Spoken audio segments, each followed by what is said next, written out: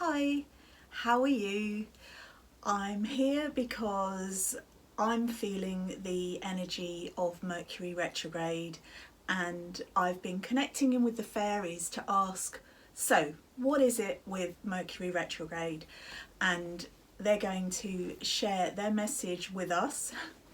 I know that it goes into what they call a shadow period that started, I feel, around the 10th. I could certainly feel that in my own life when I was travelling to London. My train was cancelled, then a meeting had to be rescheduled, and then a tree fell on the track and made me another hour and a half late. But because I'd already been preempting that this could happen, and as if you know about Mercury retrograde, then you'll certainly be aware that travel plans, communication, that type of thing, issues can occur. Let's put it that way. It's not a bad thing. It just means surrendering to the flow. So I'd already decided that that was what I was going to do. So when my train was cancelled and I turned up to the station, I was like, okay. And then suddenly another train appeared that was going halfway, and I changed. And anyway, you don't need to know all the details. Needless to say, it was a lovely journey, albeit a delayed journey, and some of this was recorded on my social media stories. So back to the reading. Mercury retrograde. If you want any expert advice on this, then I would suggest that you check out the Mercury retrograde book by Yasmin Boland. It's a really informative book and will show another side to Mercury retrograde, actually a positive side, which there is. So it's not all negative. And I know a lot of people always, oh, this happened because of Mercury retrograde and that happened because of Mercury retrograde, but really cool things can happen too. Another thing that I do know about it is that retrograde, it implies revisiting, reunions, reconnecting, all kinds of stuff. If you put an RE in front of it, then that's pretty much it, I think. But as I said, I'm not the expert on this subject. Check out the Mercury retrograde book by Yasmin Boland. In the meantime, let's see what the fairies have to say about Mercury retrograde, which is with us for, I think it's until around the 10th of March-ish.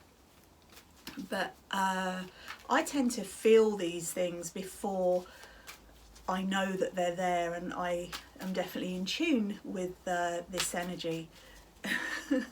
And it is about surrendering and going with the flow, definitely. Going with the fairy flow, shall we say. Fairies, can you please give us some advice about Mercury retrograde within the human realm? Okay, so this card kind of slid out. I'm not sure if you saw that or not. Didn't fly, didn't jump. And it's the Fairy Queen of Light. Light. The Fairy Queen of Light comes to shed love and light onto your current situation, and to remind you that light can penetrate the darkness. Little light, shine bright.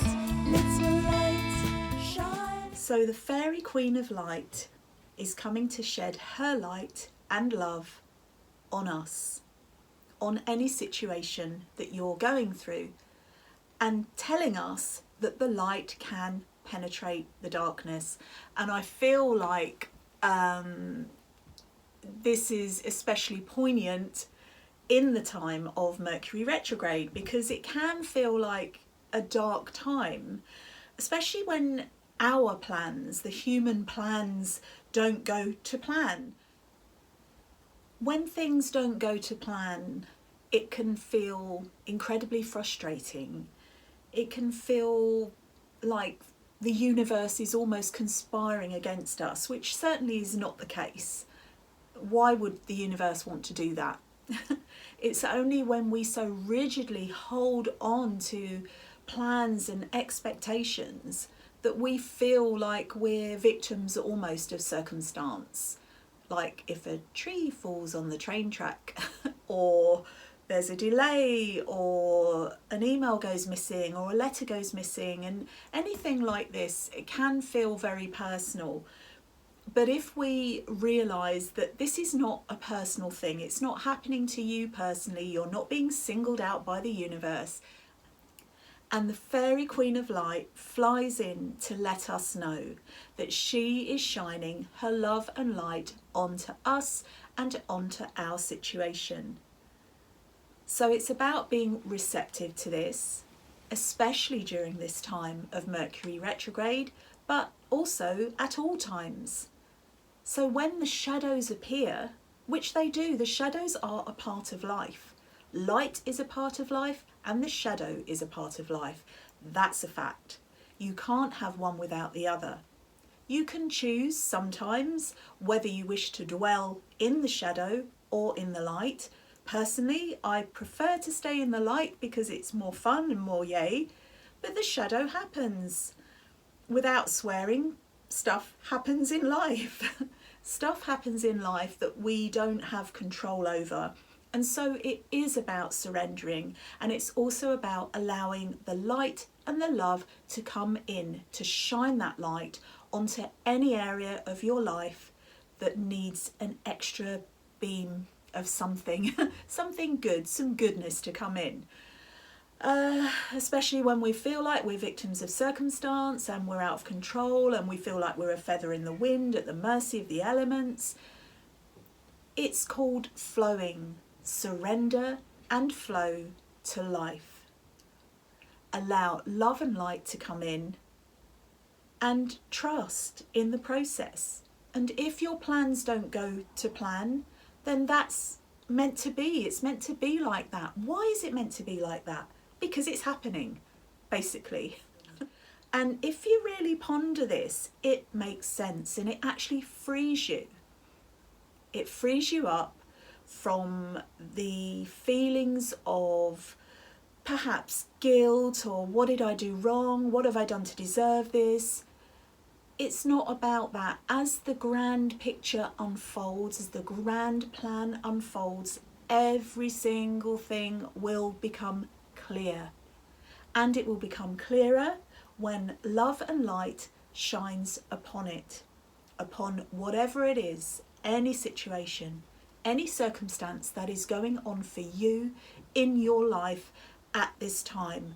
Not just at the time of Mercury retrograde, although a little bit of extra light and love at this time won't go amiss, but at any time. Anytime you're struggling, and even if you're not struggling, if you wake up and you think, yay, it's a new day, I feel fantastic, I'm so happy and blessed to be alive, then give thanks, be grateful, and allow even more love and light to come in. It's so beautiful when you can open your heart and especially open your mind to actually get this and truly believe and understand it. So we are very, very blessed to be graced with the Fairy Queen of Light, who is shining her beautiful light and love on all of us. And during this time of Mercury retrograde, remember to let go and go with the flow. Surrender is the key word here. Take a little bit more time to send those letters, to send those emails, to send those texts. Make sure that you're sending them to the right people. And if you're traveling, allow a bit of extra time. Do all you can do within your ability to preempt things that may not go quite to plan. You can't do everything and you can't be aware of everything, but if you're in the correct mindset, this can make a huge, huge difference. When I was on the train and my train was delayed by almost 3 hours, I had an extra cup of tea, I had an extra flapjack, I watched a couple of videos on YouTube on my phone. It was fine. It was really fine because I surrendered. What could I do? Yes, I could have moaned and screamed and shouted, but what is the actual point? It just raises your stress levels. it creates a not very nice atmosphere for the staff and the other people on the train. So just surrender, trust, sit back, relax, enjoy the journey. And this applies to the journey of life as well. And just know that you will arrive at your destination at the perfect time. Might not be the time that you wanted to get there, but it will be perfect divine timing. So with that, I'm going to send you lots of love, light, joy, patience, and magical fairy blessings. Until the next time, take care.